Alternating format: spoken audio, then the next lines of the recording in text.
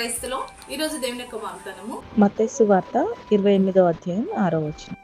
యేసును మీరు వెతుకుచున్నారు, ఆయన లేచి ఉన్నాడు, ఇక్కడ లేడు. దేవుడి వాక్యం దించును గాక.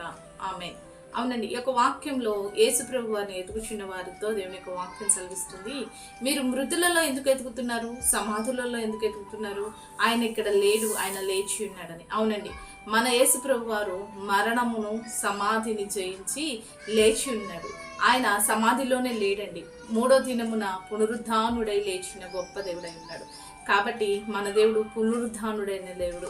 కాబట్టి ఈ యొక్క పునరుద్ధానము దినమున దేవుడు ఇచ్చే పునరుద్ధానపు శక్తిని, పునరుద్ధాన బలమును, పునరుద్ధానపు ఆత్మను పొందుకొని మనం కూడా అన్ని విషయాలు ముందుకు వెళ్తూ పునరుద్ధానమైన దేవుని మనం మహిమపడతాం. అటు రీతిగా పునరుద్ధానపు శక్తి చేత దేవుడు మనల్ని నింపునుగాక. ఆమేన్. ప్రార్థన చేసుకుందామండి.